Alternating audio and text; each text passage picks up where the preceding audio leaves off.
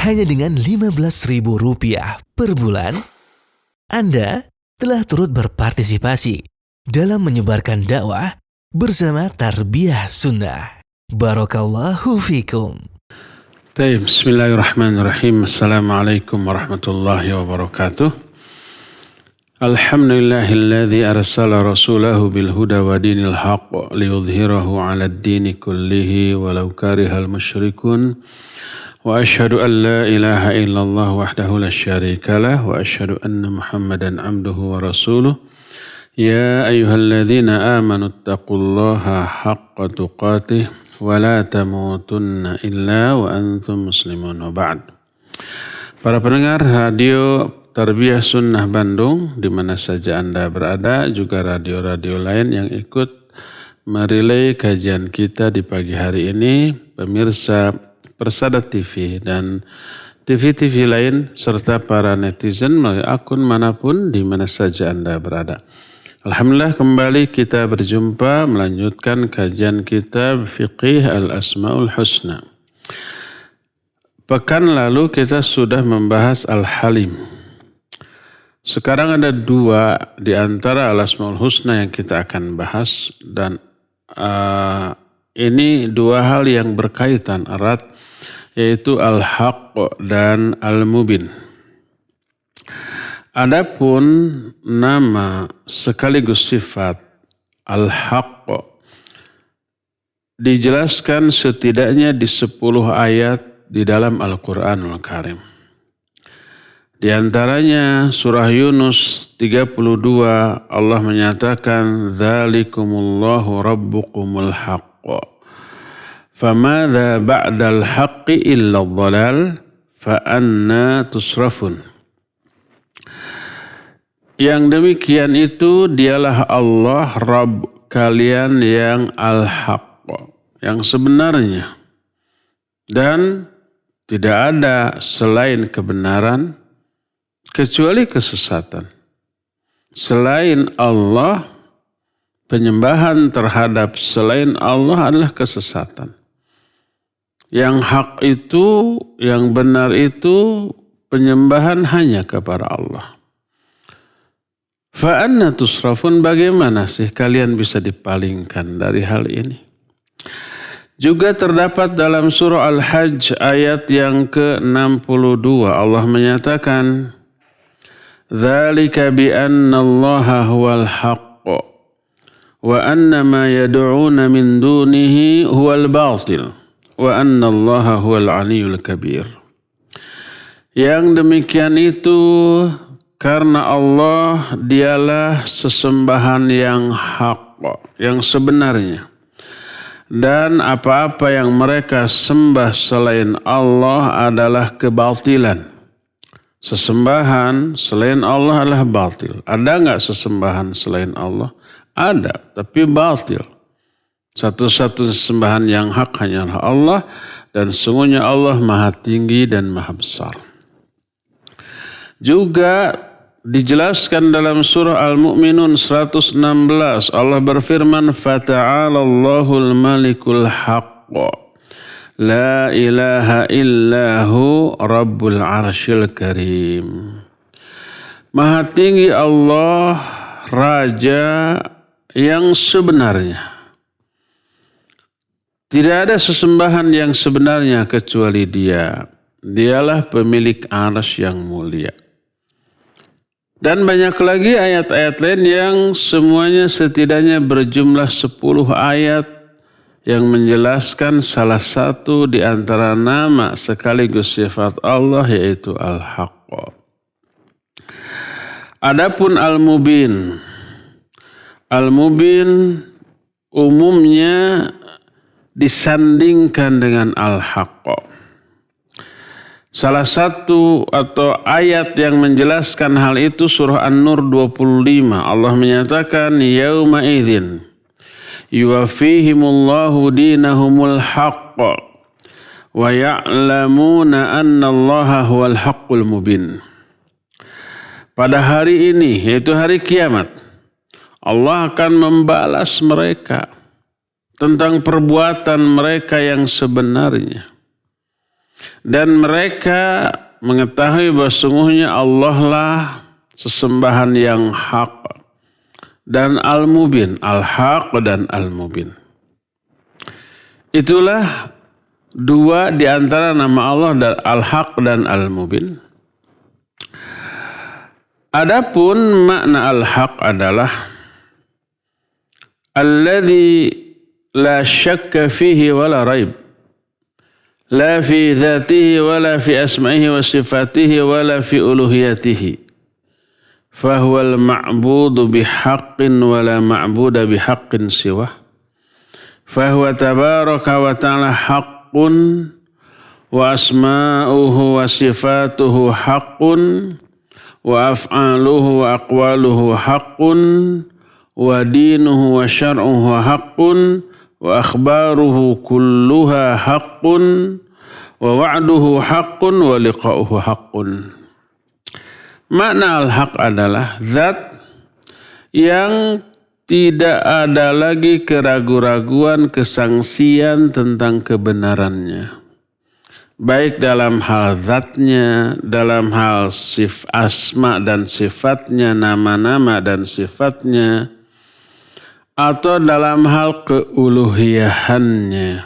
Keuluhiyahan itu hak untuk disembah. Maknanya dialah sesembahan yang sebenar-benarnya. Tak ada sesembahan yang sebenarnya selain dia. Sesembahan selain dia palsu, batil. Dan Allah Subhanahu wa ta'ala itu benar. Namanya, sifatnya juga benar, punya nama dan punya sifat. Seluruh perbuatan dan ucapannya benar, tidak ada kesalahan, kekeliruan, penyimpangan. Agama dan syariatnya juga semuanya benar.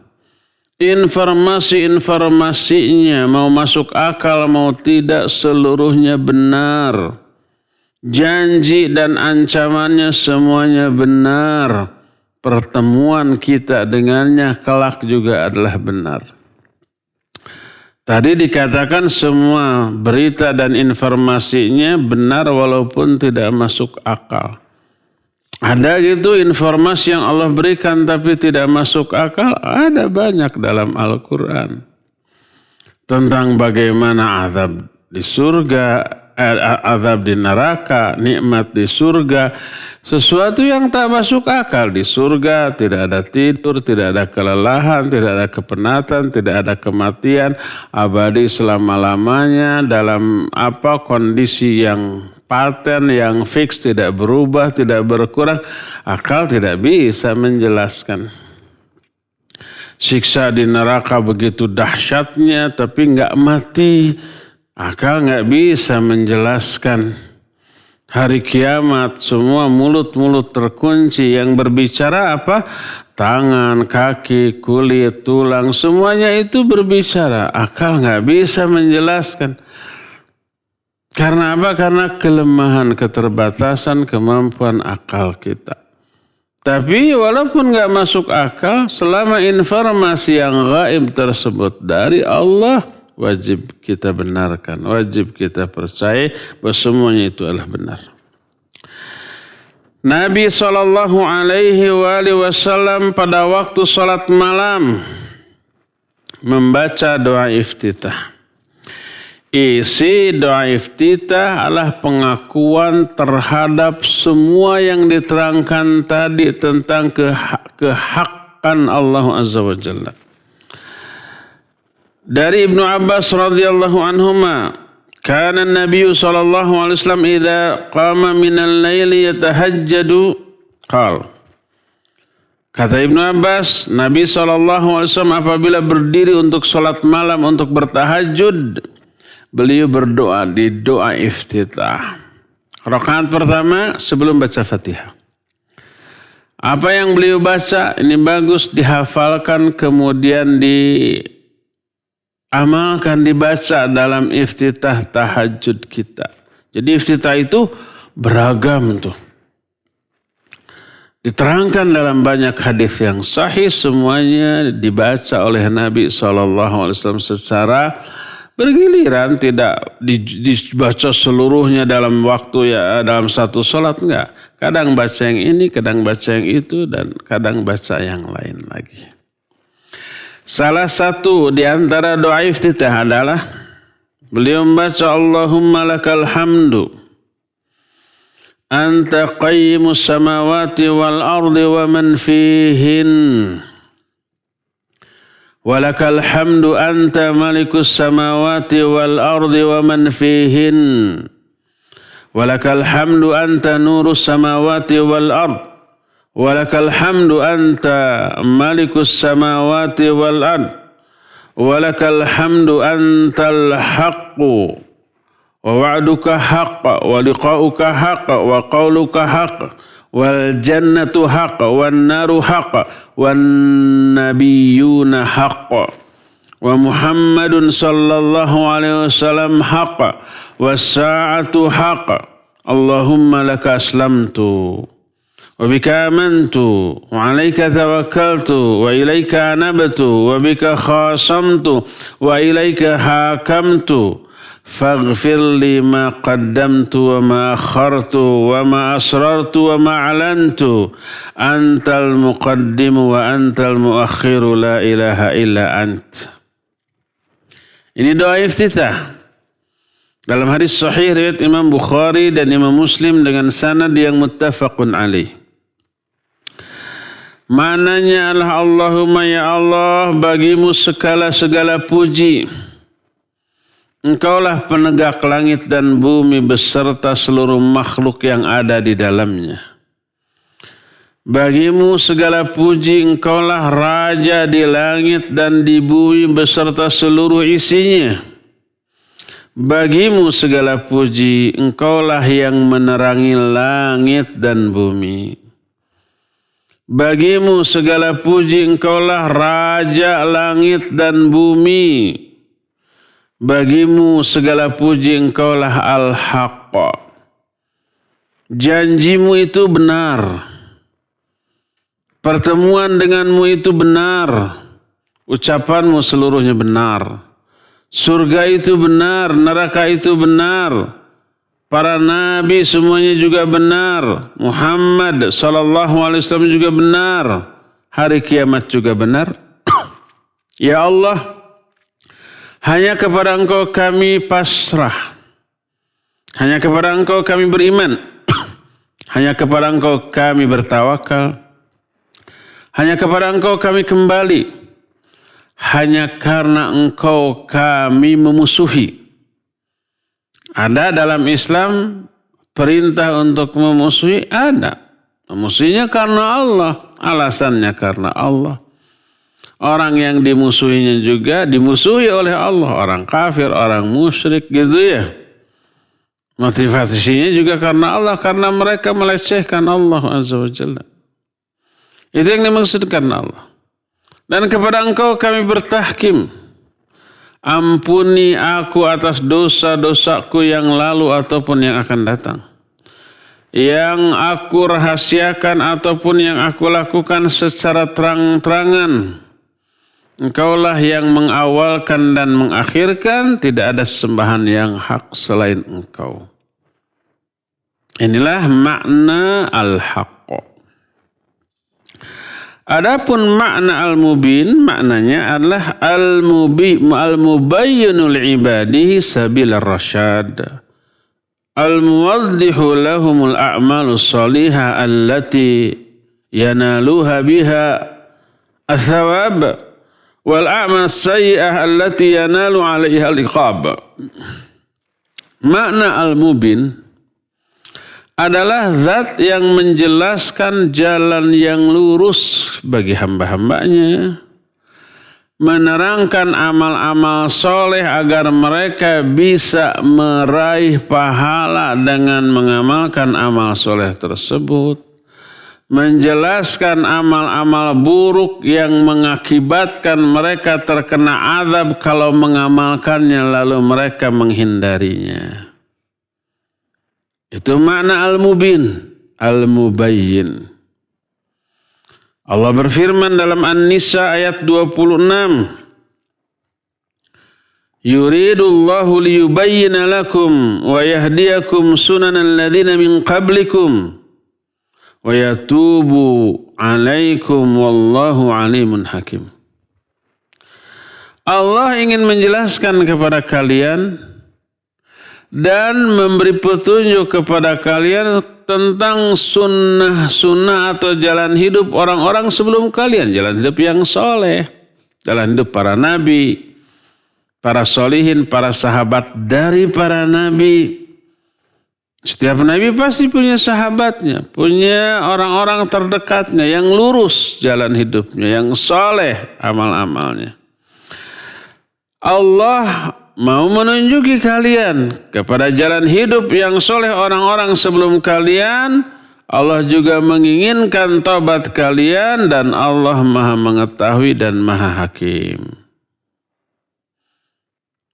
At-Taubah 115 juga menjelaskan wa ma kana Allahu liyudilla qauman ba'da idh hadahum hatta yubayyina lahum ma yattaqun. Allah tidak ingin menyesatkan suatu kaum setelah Allah berhidayah kepada mereka sebelum Allah jelaskan kepada mereka apa yang harus mereka jauhi. Nih jauhi. Setelah dijelaskan, diterangkan, mereka menolak, baru mereka sesatkan. Mereka disesatkan oleh Allah SWT. Oleh karena itulah maka al-mubin maknanya al-mubayyin, yang menjelaskan kebenaran untuk diikuti, menjelaskan keburukan untuk dihindari. Ada reward bagi orang yang mengikuti kebenaran, pahala, keridhoannya, barokahnya, rahmatnya, surganya, dan ada ancaman bagi orang-orang yang menyimpang dari kebenaran yang dijelaskan. Nerakanya, laknatnya, kemurkaannya, waliyadzubillah, yang semoga Allah menjauhkan kita dari semua yang tadi disebutkan. Dan di antara makna al-mubin yaitu al-bayinu amruhu fil wahdaniyah fahuwal ilahul haqqul mubin la syarikalah.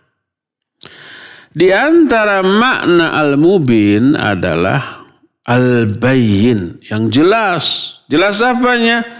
Jelas urusannya, keadaannya, tentang keesaannya, yaitu dialah satu-satunya ilah, sesembahan yang tidak ada keraguan-raguan sedikit pun di dalamnya dan tidak ada sekutu baginya. Tidak ada tandingan, tidak ada saingan. Dan Allah Azza wa Jalla dalam Al-Quran telah menerangkan argumentasi, penjelasan, pencerahan, penerangan dengan berbagai macam cara, metode, ungkapan yang menunjukkan bahwa dialah satu-satunya ilah yang hak. Tidak ada sekutu dalam hal ini. Dan bahwa keuluhiyahan selain Allah, hak untuk disembah yang ada pada diri selain Allah adalah kebatilan, kesesatan, dan penyimpangan yang nyata. Allah terangkan itu dalam surah Al-Hajj ayat 62. Allah menyatakan, "Dzalika bi anna Allaha huwal haqq wa anna ma yad'una min dunihi huwal batil wa anna Allaha huwal 'aliyyul kabir." Yang demikian itu karena Allah lah satu-satunya sembahan yang hak. Dan berhala-berhala yang mereka sembah selain Allah adalah batil. Apakah berhala yang disembah oleh manusia adalah sesembahan? Iya, sesembahan, makanya disembah. Tapi sembahan yang batil. Sesembahan itu selain Allah ada banyak, tapi batil semuanya. Satu-satunya sembahan yang hak itu ya Allah. Makanya salah, keliru kalau diartikan kalimat tauhid la ilaha illallah dengan mengatakan tidak ada sesembahan selain Allah, keliru. Karena bertolak belakang dengan makna yang terkandung dalam struktur bahasa juga kenyataan. Ada nggak sesembahan selain Allah di dunia ini? Banyak. Loh, kalau gitu syirik dong. Enggak, tapi sembahan selain itu batil, nggak layak disembah. Tapi banyak yang menyembah. Karena banyak yang menyembah tetap disebut apa? Sesembahan, cuma sesembahan yang batil. Makanya tidak benar kalau la ilaha illallah diartikan tidak ada sesembahan selain Allah. Ada banyak patung itu sesembahan walaupun batil. Tetap aja disebut sesembahan. Yang sebenarnya makna dari la ilaha illallah adalah tidak ada sesembahan yang hak selain Allah. Adapun sesembahan selain Allah ada tapi batil. Allah menyatakan wa annama yad'una min dunihil batil wal batil. Sembahan-sembahan yang mereka sembah selain Allah adalah batil. Dan sesungguhnya Allah maha tinggi dan maha besar. Lafad dzalika di awal ayat. Dzalika bi anna allaha haq. Dan dzalika bi anna allaha huwal haq. Kata-kata dzalika kita artikan yang demikian. Makna dzalika adalah alladzi buyyina lakum min azamatihi wa sifatihi ma buyina. Makna dzalika adalah apa yang dijelaskan kepada kalian tentang keagungan Allah dan sifat-sifat yang telah diterangkan. Huwal haq, itu benar. Keagungan Allah, ketinggian Allah, kebesaran Allah dan seluruh sifat-sifat Allah adalah benar. Dialah sesembahan yang hak. Tidak ada sembahan yang hak selain Dia. Dialah yang maha sempurna dalam hal zatnya, dalam hal asma dan sifatnya. Seluruh agamanya adalah hak. Seluruh poin-poin dari ajar agama ini adalah benar. Para rasul yang diutusnya adalah benar, janjinya benar, ancamannya benar, pertemuan kepadangannya kelak di akhirat benar, dan beribadah kepadanya juga itu pasti benar. Itu makna dzalika. Adapun makna wa anna ma yad'una min dunihi huwal batil. Dan apa-apa yang mereka sembah selain Allah adalah batil. Artinya, sesembahan selain Allah itu batil pada dirinya, batil pada penyembahannya. Menyembahnya batil, yang disembahnya juga batil. Itu seluruh sesembahan selain Allah. Berupa apa? Patung, tandingan-tandingan, baik berupa hewan-hewan makhluk hidup ataupun benda-benda mati. Adakah hewan yang disembah oleh manusia? Ada. Sapi disembah tuh. Di mana? Di Indianya. Kotorannya juga dianggap suci. Mereka itu mandi kotoran sapi. Dan sekarang diyakini bisa mengusir virus corona tanpa penjelasan secara ilmiah dari para ahlinya. Gajah ada yang disembah, ada yang menyembah gajah, ada. Di Thailand itu gajah yang dianggap suci. Kalau di India sapi. Kerbau, ada nggak yang disakralkan dianggap suci? Ada, di Indonesia ada tuh.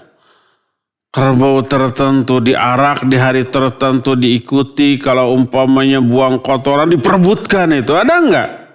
Ada, banyak. Jadi yang menyembah binatang pun ada. Sampai dewa yang berbentuk gajah juga ada. Patungnya ada. Tuh di ITB-nya. Patung gajah itu apa namanya? Ganesha. Namanya. Nah. Ada penyembah binatang, ada penyembah benda-benda mati. Seluruhnya itu akan musnah, seluruhnya itu akan fana, akan hilang dan tak mampu berbuat apapun. Tidak bisa memberi madarat ataupun manfaat untuk dirinya sendiri, tidak bisa mematikan atau menghidupkan, tidak bisa membangkitkan. Untuk diri sendiri aja nggak bisa. Kata orang Sunda mah ngutekeun curugna sorangan oge teu tiasa. Diutakkan itu menggerakkan jarinya pun nggak bisa. Apalagi lebih dari itu memberi kehidupan atau kematian, maslahat atau mudarat, penyakit ataupun mengangkat penyakit. Enggak. Apalagi bagi orang lain. Untuk dirinya sendiri aja tidak bisa. Oleh karena itulah maka beribadah kepada semua makhluk yang lemah tadi adalah sebatil-batil kebatilan, sesesat-sesat kesesatan. Dan Allah Azza wa Jalla telah menegakkan dalil atau memberikan penjelasan dalam Al-Quran dengan penjelasan yang beragam yang menunjukkan Allah lah satu-satunya sembahan yang hak. Tidak ada sembahan yang hak selain Dia. Di antara hujah tersebut adalah sebagai berikut. Pertama, Allah menerangkan tentang esaknya Dia, tunggalnya Dia dalam hal kerububiahan yang tidak ada serikat pada dirinya. Mana kerububiahan Allah satu-satunya yang memiliki sifat rububiyah adalah Allah satu-satunya pencipta, pemberi rizki, pemberi nikmat, mengatur seluruh alam ini. Tak ada yang menyaingi, menandingi ataupun yang membantunya, satu-satunya Allah. Bukankah para malaikat pembantu Allah? Bukan. Jangankan disebut pembantu Allah, malaikat sendiri itu digerakkan, diberi kekuatan, dia diberi kemampuannya oleh siapa? Oleh Allah Azza wa Jalla. Dan itu diterangkan oleh Allah dalam banyak ayat. Allah satu-satunya yang mengatur alam, menghidupkan, mematikan, menciptakan, dan seterusnya. Menurunkan air hujan, menggemburkan tanah yang sudah mati, mengatur peredaran langit dan bumi, siang dan malam, matahari, bulan dan bintang. Itu semuanya Allah. Allah esa dalam hal itu. Dalam surah Al-Hajj ayat 61 sampai 66 Allah menerangkan tentang sifat-sifat dirinya yang demikian. Kata Allah, "Dzalika bi anna Allah yulijul laila fin nahari wa yulijun nahara fil lail wa anna Allah sami'un basir." Yang demikian itu karena Allah lah yang memasukkan malam ke dalam siang dan memasukkan siang ke dalam malam, dan Allah Maha mendengar dan Maha melihat. Yang ngatur pergantian siang dan malam adalah Allah. Ayat berikutnya, dzalika bi anna Allah huwal haqq wa anna ma yad'una min dunihi huwal batil wa anna Allah huwal aliyul kabir. Yang demikian itu disebabkan karena Allah lah satu-satunya sembahan yang hak, yang sebenarnya, dan apa-apa yang mereka sembah selain Allah adalah batil, dan Allah Maha tinggi dan Maha besar.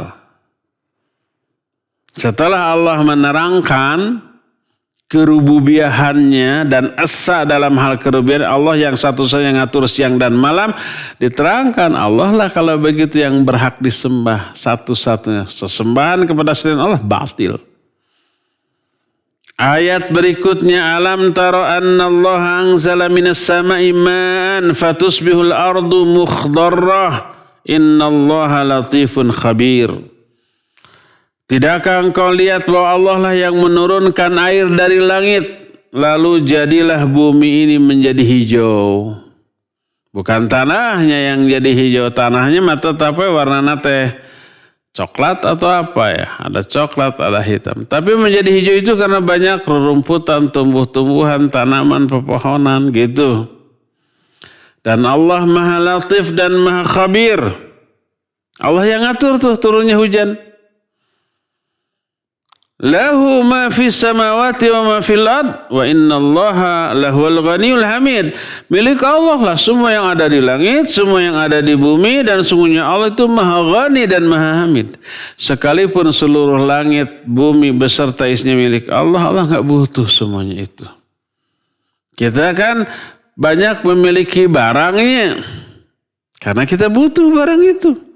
Butuh rumah, kita punya rumah butuh rumah. Kita punya kendaraan karena memang butuh. Kita punya perabotan karena butuh. Ada yang dibutuhkan tapi tidak ada, beli. Kalau kita begitu tuh. Kalau Allah memiliki langit dan bumi dalam keadaan tidak butuh kepada langit dan bumi. Tidak ada manfaat sedikit pun bagi Allah. Allah ghaniyun 'anil alamin. Allah itu ghani terhadap seluruh alam. Ghani itu artinya tidak butuh kepada alam ini. Apapun alam, isi dari alam ini. Ayat berikutnya, alam tara annallaha sakhkhara lakum ma fil ardi wal fulka tajri fil bahri bi amrihi wa yumsiku as-samaa an taqa 'alal ardi illa bi idhnihi innallaha bin nasi la'raufur rahim. Tidakkah engkau perhatikan bahwa Allah menundukkan bagi kalian semua yang ada di bumi ini? Allah tundukkan. Allah tundukkan juga perahu yang berlayar di lautan atas perintah Allah. Allah yang ngatur. Dan Allah juga menahan langit agar tidak jatuh ke bawah menimpa bumi kecuali dengan izinnya. Sesungguhnya Allah Maha Rauf dan Maha Rahim kepada manusia.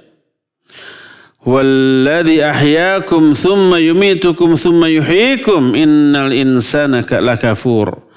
Dan dialah Allah yang menghidupkan kalian dan mematikan kalian, kemudian Allah menghidupkan lagi kalian. Sesungguhnya manusia itu benar-benar kufur. Ini semuanya tentang kerububiahan Allah. Allah yang mengatur pergantian siang dan malam. Allah juga yang mengatur turunnya hujan dari langit. Allah yang mengatur tumbuhnya tumbuh-tumbuhan di muka bumi. Milik Allah seluruh langit dan bumi, dan Allah pula yang mengatur. Allah tundukkan bumi, Allah tundukkan perahu dan berlayar di tengah lautan. Allah tahan langit agar tidak jatuh menimpa bumi. Allah juga yang menghidupkan dan mematikan, yang memberi rizki, yang memberi nikmat, yang memberi madarat. Semuanya itu Allah yang ngatur. Itu yang disebut dengan kerububiahan Allah. Meyakini Allah satu-satunya pengatur alam jagat raya ini. Lihat surah Yunus 31 sampai 32. Qul may yarzuqukum minas samai wal ard amman yamliku as-sam'a wal absar wa man yukhrijul hayya minal mayyiti wa yukhrijul mayyita minal hayy wa man yudabbirul amra fasayaquluna Allah faqul afala tattaqun. Tanya oleh kamu kepada mereka orang-orang musyrik, para penyembah berhala, tanya tuh, akalnya jalan enggak? Apa pertanyaannya? Siapa yang memberi rizki kalian dari langit dan bumi? Siapa yang memiliki pendengaran dan penglihatan? Siapa yang mengeluarkan kehidupan dari kematian, mengeluarkan kematian dari kehidupan? Siapa yang mengurus seluruh urusan? Tanya pertanyaan itu semua ajukan ke orang-orang musyrik. Pastilah mereka akan menjawab Allah. Jadi mereka pun mengakui kerububiahan Allah. Katakan olehmu, kenapa kamu tidak takut kepada Allah? Nah, setelah dijelaskan kerububiahan Allah, baru menggiring mereka untuk mengakui keuluhiyahan Allah. Kalau Allah satu-satunya yang mengatur alam jagat raya, yang memberi rizki, kenapa kamu tidak menyembah hanya kepada Allah tuh, gitu ya? Allah menyatakan, dzalikumullahu rabbukumul haqq. Itulah Allah Rabb kamu yang sebenarnya. Famadza ba'dal haqqi illa dhalal. Tidak ada yang datang setelah kebenaran ini kecuali kesesatan. Kalau tidak begitu ya sesat. Kalau tidak menyembah Allah ya sesat. Fa anna tusrafun. Kenapa kalian bisa dipalingkan? Ini hujjah atau dalil pertama. Allah Azza wa Jalla menerangkan tentang keesaan Dia dalam hal kerububiyahan. Kedua, Allah menyebut nama-nama yang baik bagi Dia, sifat-sifat yang tinggi bagi Dia, yang menunjukkan kesempurnaannya, kemuliaannya, dan keagungannya. Dan juga menunjukkan bahwa Dialah yang berhak diibadati satu-satunya, sedangkan selain Allah tidak berhak. Contohnya apa? Contohnya ayat yang paling agung dalam Al-Quran. Suka disebut ayat pengusir setan. Apa sebutan bagi ayat yang agung ini? Ayat kursi. Disebut ayat kursi karena di dalamnya adalah lafaz kursi Allah Azza wa Jalla. Wasi'a kursiyuhus samawati wal ard. Itu dalam surah Al-Baqarah ayat 255. Allahu la ilaha illa huwal hayyul qayyum. La ta'khudhuhu sinatu wa la naum. Sampai akhir ayat. Sampai akhir ayat. Bukan ayat. Ayat kursi ini menjelaskan, menerangkan tauhid serta menguatkannya. Kalimat pertama dari ayat kursi ini sudah tauhid. Allahu la ilaha illa huwa al-hayyu dan al-qayyum. Allah lah yang tidak ada sembahan yang hak selain Dia, yang maha hidup dan maha berdiri sendiri. Lalu Allah menyebut 5 nama Asmaul Husna dalam ayat kursi itu dan menyebut beberapa sifat-sifat yang agung, lebih dari 20 sifat yang diterangkan di dalam ayat kursi. Ada Al-Hayyu dan Al-Qayyum. Dia maha hidup dan maha berdiri sendiri. Dia tidak dikenangi tidur ataupun ngantuk. La ta'khudhuhu sinatu wa la naum. Kalau kita nggak bisa, pasti kita tidur dan ngantuk. Kenapa? Karena lemahnya kita. Karena lemah kita ngantuk. Karena lemah kita tidur. Butuh recovery. Seluruh organ tubuh dalam kita ini kekuatannya terbatas. Beraktivitas sekian belas jam gitu. Setelah itu penat. Setelah itu butuh recovery, butuh pemilihan, butuh istirahat untuk memulihkan diri. Nah, kebutuhan tersebut berupa sinyal ngantuk, lelah, penat di dalam tubuh kita. Kalau kita ngantuk, tubuh ini menuntut untuk istirahat dulu lah. Makanya obat ngantuk bukan kopi. Jangan dipaksa. Ya tidurkan. Dengan tidur itu istirahat. Seluruh organ tubuh yang membutuhkan istirahat. Setelah istirahatnya cukup, bangun lagi, fresh lagi, seger lagi. Gitu tuh. Jangan dipaksa nyetir, ngantuk, dibelel-belel, disumpel sama korek api. Enggak. Minum permen kopi gitu ya. Saya nggak mau menyebut merek, dibayar hente. Pokoknya mah jangan dipaksa. Berhenti dulu, tidur dulu. 5 menit, 10 menit. Bukan lama sebentarnya tidur, tapi apa? Kualitas tidur. Sebentar 5 menit tapi nyenyak banget. Itu begitu bangun teh rancinges deui tuh. Fresh day, seger lagi gitu ya. Itu kita tidur butuh, kita butuh. Ngantuk kita butuh. Allah mah nggak pernah, karena nggak punya kelemahan, nggak pernah tidur, nggak pernah ngantuk, nggak pernah lelah, nggak pernah capek, nggak pernah bosan. Jangan sifati Allah dengan sifat capek. Allah nanti bosan atau Allah Enggak, Allah bete melihat. Enggak, Allah enggak pernah bete. Wa ma massana min lughub. Allah itu tidak pernah dikenai hal-hal atau sifat-sifat yang seperti itu. Tidak ada lelah, tidak ada capek, tidak ada lesu, tidak ada bosan, tidak ada bete gitu ya. Makanya kalau kita mau membuat puisi, syair tentang Allah, jangan mensifati Allah dengan sifat yang menunjukkan kekurangan Allah. Mungkin Allah merasa bosan ya kepada kita. Enggak, Allah enggak bosan. Mungkin Allah capek ya melihat tingkah laku kita. Enggak, Allah enggak pernah capek. Karena capek, bosan itu menunjukkan kelemahan. Ya. Ini yang kedua. Dalil ketiga.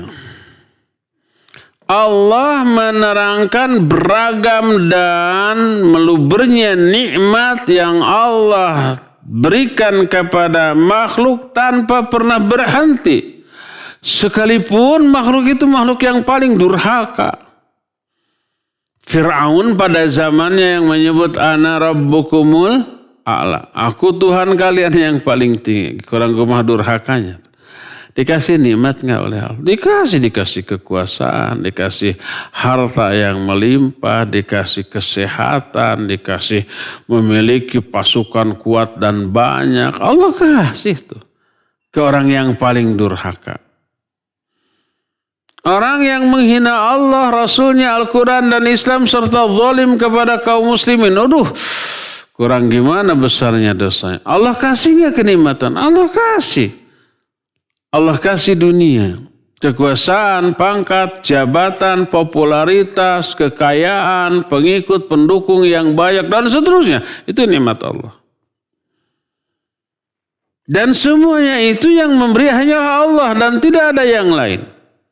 Dalam surah An-Nahl oleh para ulama, surah ini disebut dengan suratun ni'am.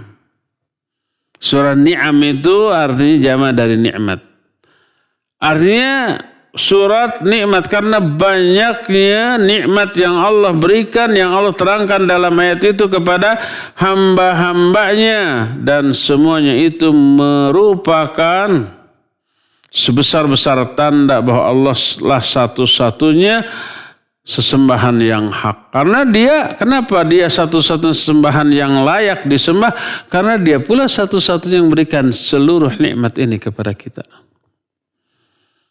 Ayat atau surat tersebut ditutup oleh Allah dengan menyebut kata Allah, kadzalika yutimmu ni'matahu 'alaikum wa la'allakum tuslimun. Fa in tawallaw fa innama 'alaikal balaghul mubin. Ya'rifuna ni'matallahi tsumma yunkirunaha wa aktsaruhumul kafirun. Demikianlah Allah menyempurnakan nikmat Allah kepada kalian agar kalian pasrah. Maka apabila mereka berpaling, sesungguhnya kewajibanmu hai Muhammad hanyalah memberikan penjelasan yang gamblang, yang nyata. Mereka mengakui nikmat Allah tapi kemudian diingkari. Dinisbatkan nikmat ini bukan kepada Allah, tapi kepada dirinya. Saya punya mencapai kekayaan, mencapai kekuasaan, pangkat, jabatan seperti popularitas. Itu usaha gigih saya murni itu. Bukan pemberian Allah. Dia menisbatkan semua nikmat itu kepada dirinya sendiri. Sehingga si Qarun begitu. Si Qarun itu, saya memperoleh semua harta itu murni hasil skill saya loh. Bukan pemberian Allah Azza wa Jalla. Wa aktsaruhumul kafir, kebanyakan mereka itu kafir. Ini hujah yang ketiga, Allah menyebut satu-satunya pemberi nikmat yang sekian banyak itu hanyalah Allah. Hujah yang keempat. Allah pula satu-satunya yang melepaskan orang dari kesulitan, dari kesedihan, dari penyakit, dari musibah. Tak ada seorang pun yang mampu melakukan itu kecuali Allah. Memang yang memberi penyakit Allah. dengan dua hikmah. Mungkin azab atas dosa-dosanya, mungkin ujian atas keimanannya. Itu selalu tuh. Kalau orang itu durhaka, dosa, ya, kehidupannya itu hanya berkutat, berkecimpung dalam dosa dan maksiat, Allah azab dengan cara diberikan kesulitan, musibah, penyakit ataupun yang sejenisnya di dunia, belum di akhirat nanti. Tapi kalau orang itu orang bertauhid, beriman, beribadah, beramal soleh, menjauhi dosa, tapi dikasih musibah, penderitaan, nyeri, perih, dikasih penyakit, itu ujian atas keimanannya. Makanya musibah atau penderitaan bukan semata-mata karena dosa. Ya, banyak musibah karena dosa. Tapi ada juga bagi orang-orang mukmin musibah itu karena ujian. Ahasiban nas ayutraku ayyaqulu amanna wa hum la yuftanun. Apa manusia mengira mereka akan dibiarkan berkata kami telah beriman, padahal belum diuji. Kata Rasul sallallahu alaihi wasallam, asyaddun nasi balan al-anbiya. Thumma as-salihun, thumma as-salihun, thumma al-amthal fal-amthal. Yubtala ar-rajulu ala hasbi dini fa in kana fi dini salabah zida lahu fil bala. Manusia yang paling hebat ujiannya para nabi. Bukan karena paling banyak dosa para nabi, tapi karena imannya, karena agamanya. Kemudian kedua orang-orang soleh. Kemudian orang-orang di bawah itu dan di bawah itu. Seseorang akan diuji berdasarkan kadar imannya. Makin hebat imannya, makin hebat ujian yang Allah berikan kepadanya. Allah berfirman dalam surah An-Naml ayat 62. Kata Allah, amman yujibul mudtarra idza da'ahu wa yakshifu as-su'a wa yaj'alukum khulafa'al ard. Ailahun ma'allah qalilan ma tadhakkarun. Siapa yang mengijabah doa orang-orang yang ditimpa musibah ketika dia berdoa kepada Allah? Allah yang mengijabah doa itu. Siapa pula yang melepaskan kesulitan dari diri hamba-hambanya? Allah pula. Siapa pula yang menjadikan kalian sebagai penguasa khalifah di muka bumi? Allah semuanya. Ailahun ma'allah, adakah ilah sesembahan lain selain Allah? Jadi kalau semua yang mengatur itu Allah, yang memberi musibah Allah, yang mencabut musibah Allah, yang menciptakan virus corona Allah, yang menyebarkannya juga Allah. Bagi orang mukmin ini ujian, bagi orang muslim ahli maksiat itu azab. Nanti yang bisa menghilangkannya lagi siapa? Allah pula.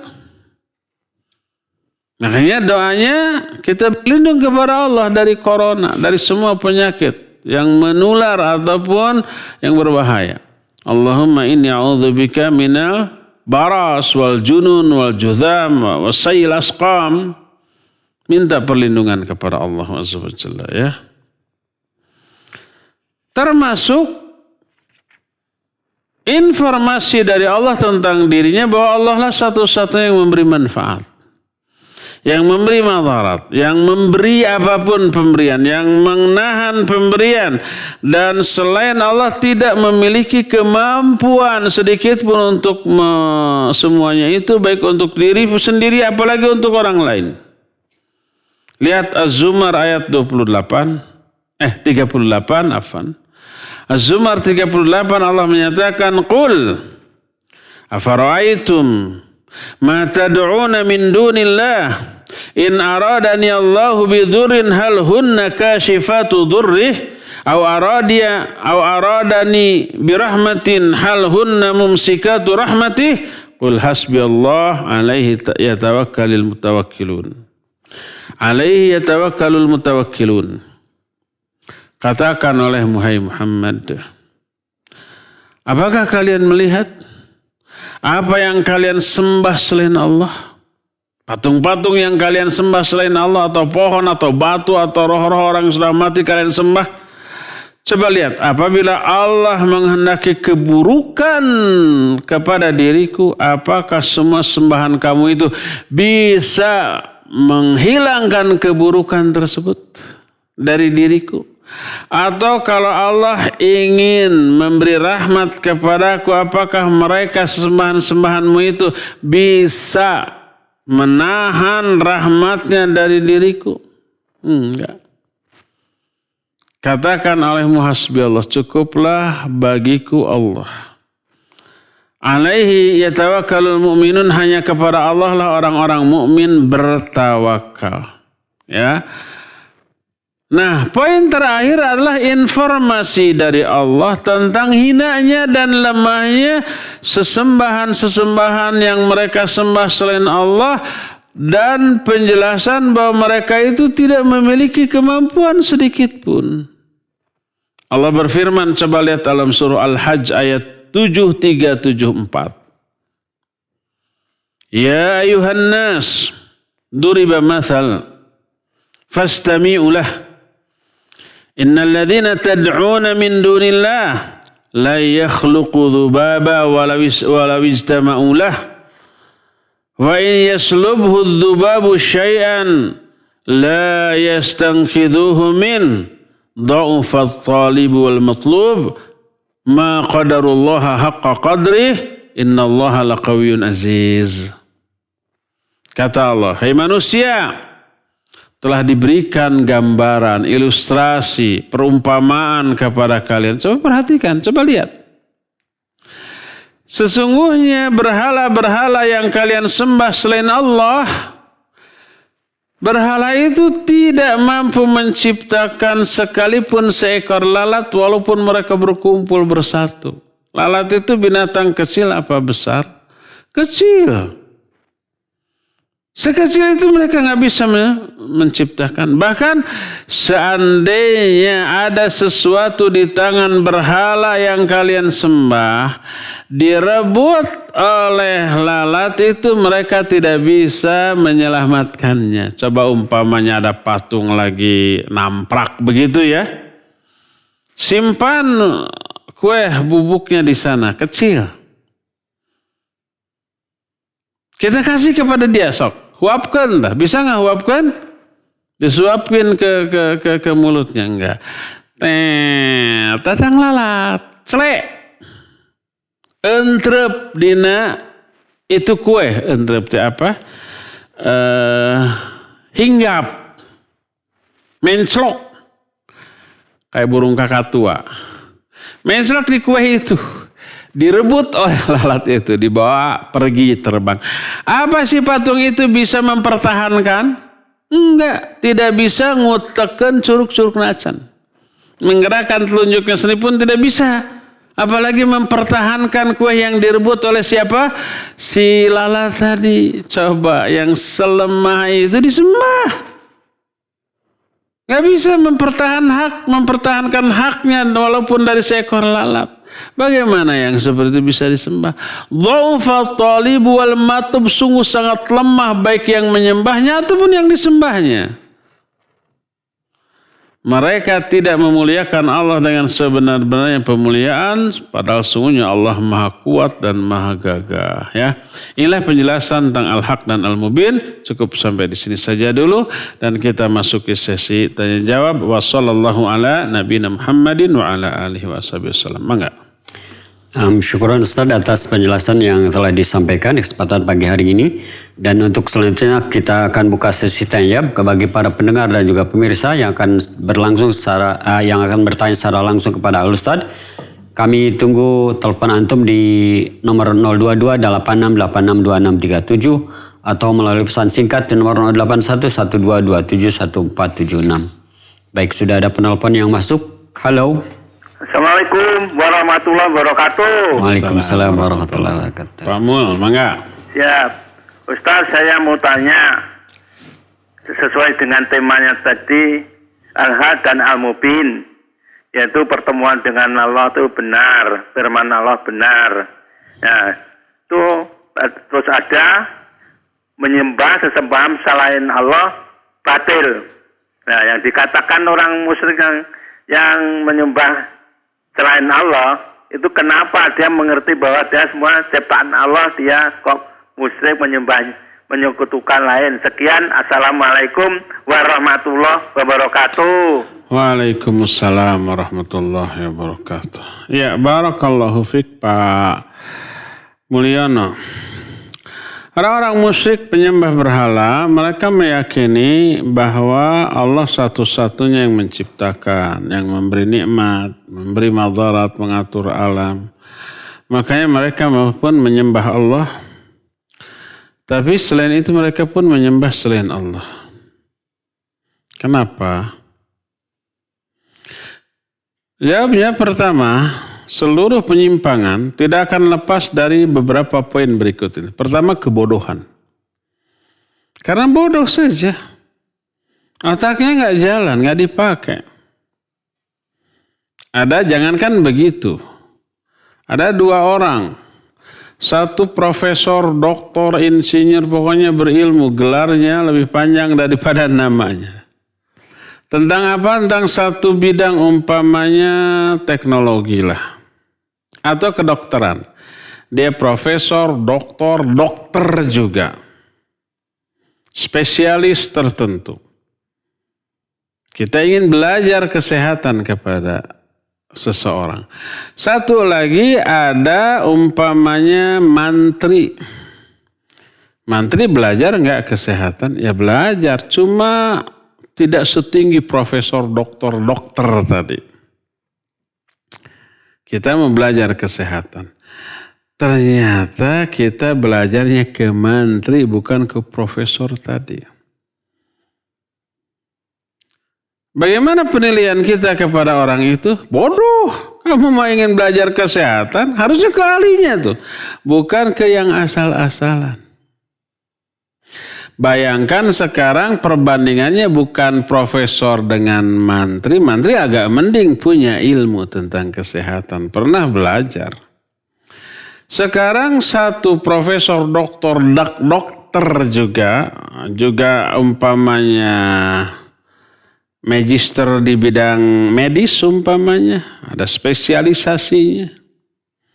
Ada satu lagi orang awam yang tidak ngerti kesehatan. Kita mau belajar kesehatan. Belajarnya ke orang awam yang bodoh tentang kesehatan. Kalau yang profesor dokter itu tadi kita tidak mau belajar ke dia. Apa namanya? Bodoh. Akalnya nggak jalan.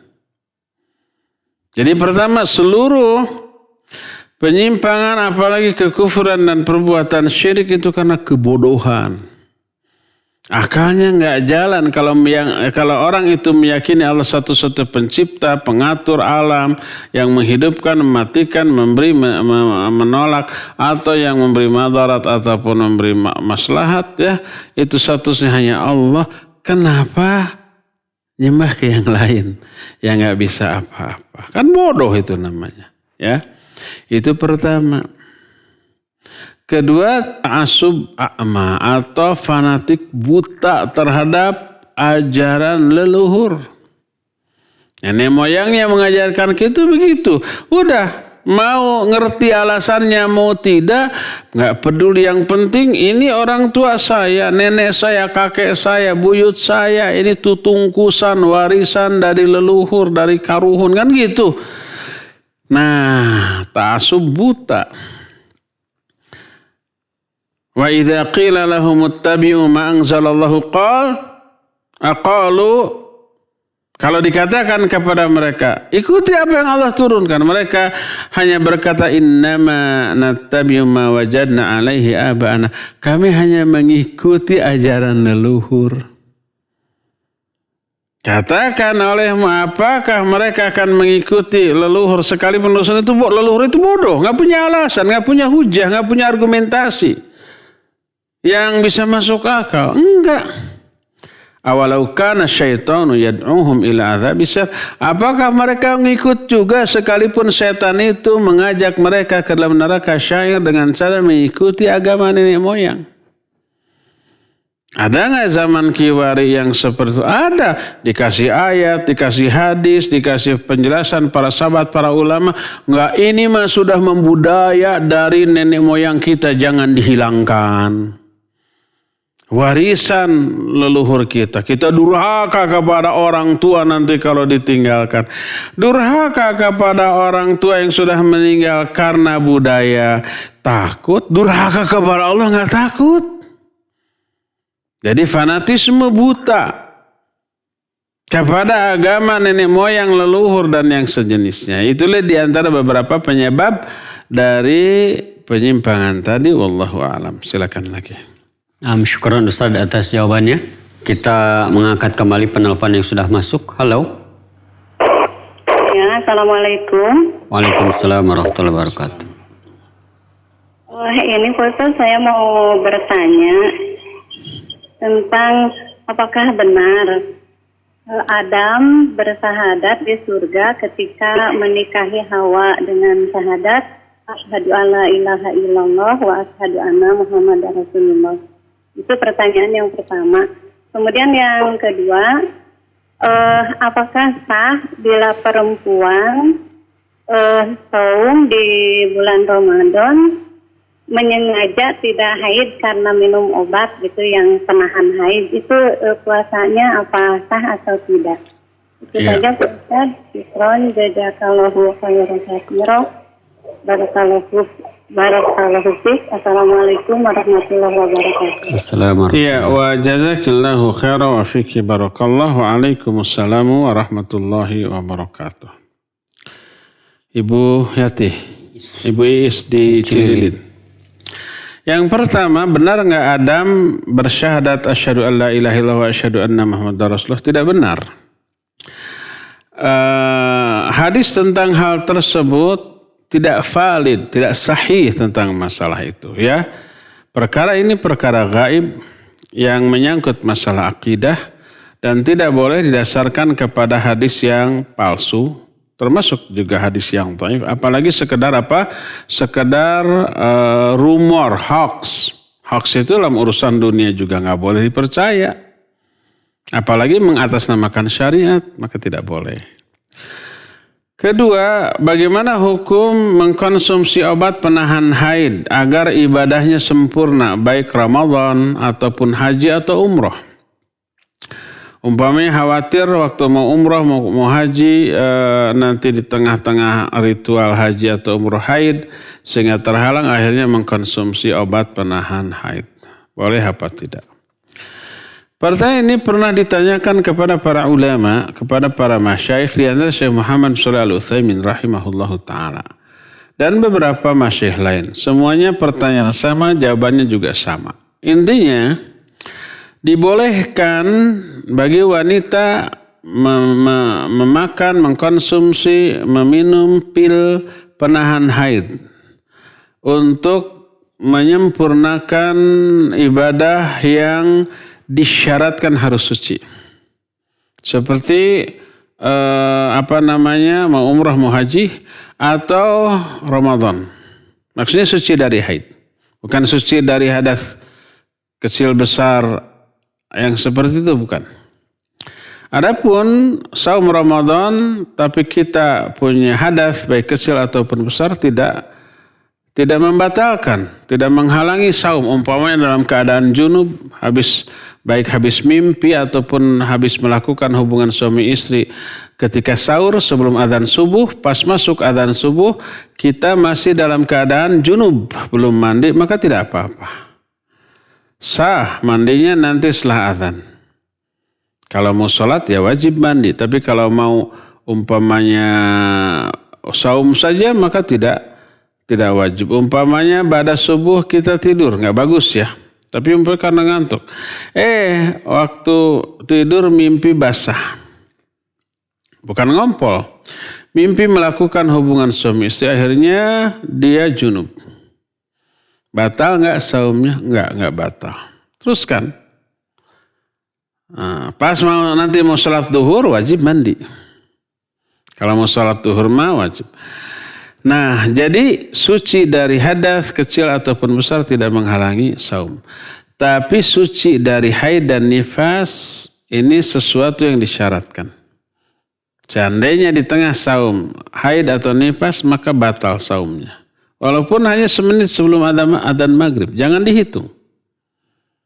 Nah sekarang agar tidak terhambat, saya tidak ingin qadha umpamanya. Makanya biar tidak haid memakan pil anti haid atau disuntik dengan obat anti haid. Boleh? Boleh. Cuma tidak afdal. Karena haid ini Allah yang ngatur, di luar wewenang kita sudah. Biarkan apa adanya. Di dalamnya pasti ada kebaikan dan syariat telah memberi solusi. Ketika haid ya jangan saum, tapi nanti ada qadha di waktu yang lain, dan itu solusi yang pasti baik untuk semua orang. Demikian juga nifas, demikian juga haji dan umrah. Umpamanya ketika umrah pas mau umpamanya berangkat dari Madinah, umpamanya ke Madinah dulu nih, mau umrah hari tersebut ke Mekah, ngambil miqatnya di Muzdalifah. Ternyata haid. Maka tetap saja dia miqat, tetap ihram di Muzdalifah. Biasa labbaik Allahumma labbaik dari Muzdalifah sampai ke Mekah. Nanti orang-orang umroh dia mah jangan dulu umroh, tunda dulu sampai haidnya selesai. Setelah haidnya selesai, mandi baru dia umroh. Bisa sendirian, bisa didampingi oleh suaminya, oleh mahramnya dan seterusnya gitu ya. Nah, tapi selama dia belum umroh, dia tetap masih dalam keadaan ihram. Tidak boleh potong kuku, potong rambut, pakai wangi-wangian, seperti itu nggak boleh. Tetap berlaku larangan tersebut. Sampai nanti dia umroh, setelah tahallul baru dia bebas dari ihram, baru bebas lagi.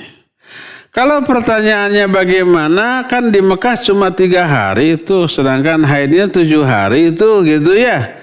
Jadi belum beres haid sudah harus pulang. Syariat tetap memberi solusi. Para ulama menerangkan silakan tetap melakukan umroh dalam keadaan haid tapi tidak sholat.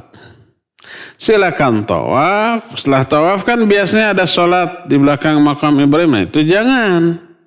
Setelah tawaf lalu silakan sa'i, setelah sa'i silakan tahallul beres dan ihram umrohnya sah tetap. Ya. Dan seterusnya solusi ada selalu bagi orang yang punya uzur yang tidak bisa dihindarkan. Jadi lebih utama untuk sudah tampil apa adanya tanpa mengkonsumsi obat. Maka apabila haid itu datang, syariat telah memberi solusi, ya, yang semuanya itu mudah untuk dilakukan, ya. Jadi pada intinya boleh mengkonsumsi obat, boleh, tapi itu tidak utama. Nah, seringkali niatnya menahan haid sebelum Ramadan. Tapi karena satu dan lain hal, tapi justru selama Ramadan terus keluar setetes demi setetes. Jadi bingung dia. Ada yang begitu? Ada. Saya punya banyak pengalaman ketika umroh. Para wanita bertanya masalah ini, Ustaz, sebelum saya umroh, sebelum berangkat saya mengkonsumsi obat penahan haid. Agar apa? Agar lancar, tidak haid. Malah sejak mulai minum itu besoknya netes terus darah sedikit-sedikit. Gimana tuh Ustaz? Tuh kan jadi bingung, tambah bingung. Ya, jadi sebaiknya maka tampil saja apa adanya dan syariat sudah memberikan solusi. Wallahu a'lam. Silakan lagi. Nah, syukron Ustaz atas jawabannya. Kembali ke pertanyaan pesan singkat terlebih dahulu dari Ibu Yati di Melonggrin. Assalamualaikum warahmatullahi wabarakatuh. Ustaz izin bertanya, kalau kebiasaan setelah sholat wajib atau sunnah setelah zikir suka baca ayat kursi, apakah boleh? Syukran jazakumullah khairan. Barakallahu fiik. Kalau untuk sholat fardu betul disunnahkan baca ayat kursi. Setelah istighfar 3 kali, Allahumma antas salam dan seterusnya. Lalu tasbih, tahmid, takbir 33 kali boleh, 25 kali boleh, 11 kali boleh, 10 kali boleh. Lalu diakhiri dengan tahlil, kemudian baca surah ayat kursi, baca Al-Ikhlas, Al-Falaq, An-Nas. Iya, dianjurkan, disunahkan membaca ayat kursi seusai salat fardu.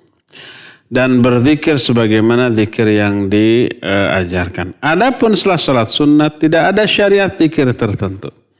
Baik salat sunat rawatib qabla atau ba'da, salat sunat tahajud umpamanya, maka tidak ada zikir tertentu.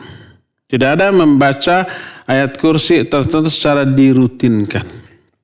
Adapun berdoa boleh, karena berdoa dianjurkan, mau berdoa sebelum berdoa apapun melakukan amal soleh terlebih dahulu sebelum berdoa. Apapun bentuk amal soleh, baca Al-Quran, sholat 2 rakaat, termasuk infak atau sedekah gitu ya.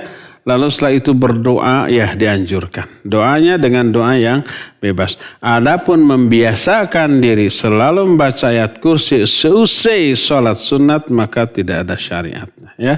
Wallahu a'lam bissawab. Syukran Ustaz atas jawabannya. Pertanyaan selanjutnya datang dari Agus Mulyana di Sindangkerta. Izin bertanya Ustaz, apakah boleh menyetel MP3 murotal sebelum hendak tidur?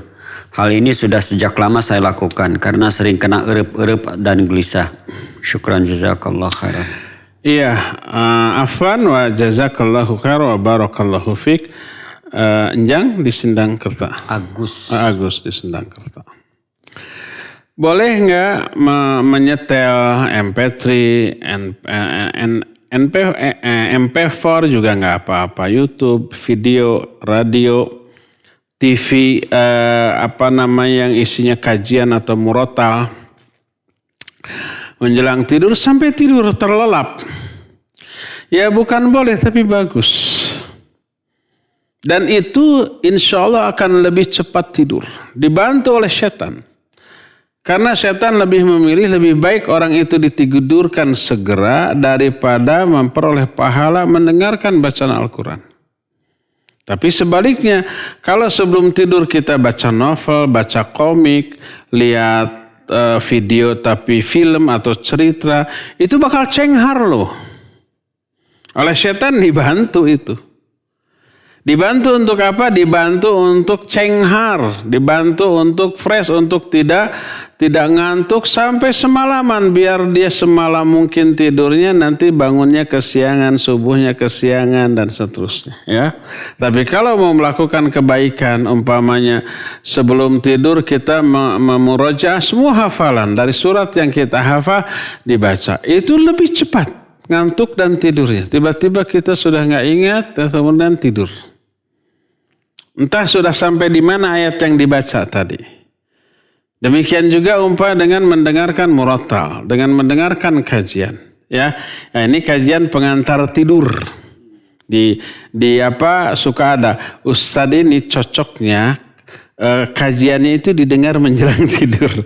Baru 5 menit, baru hamdalah sudah tidur. Sampai akhirnya selesainya kajian tidak didengarkan. Gak masalah. Ya. Jadi tidak masalah menyetel apapun murotal ataupun kajian atau di TV menyetel live dari Masjidil Haram kan ada ya adegan yang tawaf sekitar Masjidil Haram dan ada murotalnya didengar sampai kita tidur entah di tengah ayat, di penghujung ayat, di awal ayat kita tidurnya nggak masalah ya boleh. Wallahu a'lam. Nah, syukuran Ustaz atas jawabannya. Boleh. Ada penelpon yang masuk kita angkat. Halo. Di sini. Masih kayaknya. Sudah. Baik, yang terakhir mungkin dari Pak Dadang. Assalamualaikum. Saya lagi penyembuhan COVID lagi isoman Ustaz. Doa apa agar saya cepat sembuh? Jazakallahu khairan. Dadang mana? Dadang Soekarno. Sanesi. Pak Dadang, barakallahu fiik wa syafakallah la ba'sa tahur insyaallah ya. Isbir sabran jamila. Iya, Pak Dadang semoga diberikan kesabaran, ketabahan, ketekunan, keuletan, dan diberikan hidayah selama sakit untuk banyak berzikir, banyak berdoa, banyak membaca Al-Quran, banyak infak dan sedekah ya. Nggak bisa infak sedekah, nggak bisa kemana-mana, bisa transfer aja. Ya, doa apa yang harus dibaca? Ya, banyak. Doa apapun. Terutama doa-doa untuk kesembuhan boleh. Boleh ngerukyah diri sendiri boleh. Baca Al-Quran, ayat mana saja dengan niat merukyah diri sendiri. Umpamanya tempelkan tangan kanan telapak tangan kita di sumber sakit kemudian berdoa ya. Dengan doa Allahumma rabban nasi adhibil bas isfi anta syafi la shifai ila shifauk shifaan la yughadiru saqama as'alullahal azim rabbal arsyil azim ayashfiyani 7 kali gitu ya. Itu boleh. Boleh juga berdoa dengan Allahumma inni a'udzubika minal baras wal junun wal zamasi al asqam yang tadi kita anukan ajarkan. Terus boleh juga Allahumma inni a'udzubika min munkaratil akhlaq wal a'ma wal ahwa wal adwa. Adwa ini penyakit yang mungkar ya. Kalau tahu tidak hafal ya, doa-doanya dari hadis yang sahih, dari ayat gitu ya, boleh dengan bahasa kita.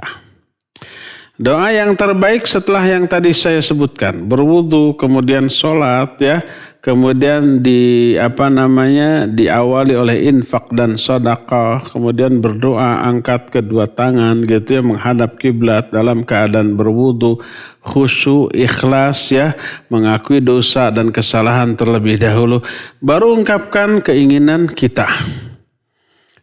Bagus minta kepada keluarga atau kawan buku kumpulan doa. Selama isoman, buka doa-doa kesabaran, doa-doa agar dikeluarkan dari kesulitan, doa ketika sakit, doa ketika menderita, doa agar musibah dicabut. Hafalkan. Rata-rata orang menghafalkan doa sakit, doa kesembuhan, doa itu setelah kita sakit. Sebelum sakit mah nggak hafal, setelah sakit kita maksain diri berdoa sampai hafal. Kita stres, resah, gelisah karena ada masalah yang membuat kita ini depresi. Cari doa-doa anti depresi, baru hafal. Jadi untuk menghafalkan itu tuh harus nunggu ini dulu, ngalamin dulu rata-rata. Kalau tidak mengalamin mah tidak menghafalkan ya. Nah, jadi itulah beberapa doa yang dianjurkan. Ya cukup ya sampai di sini. Insyaallah kita jumpa kembali di hari Selasa yang akan datang. Subhanakallahumma bihamdik asyhadu an la ilaha illa anta astaghfiruka wa atubu ilaik. Walhamdulillahirabbil alamin. Wassalamualaikum warahmatullahi wabarakatuh.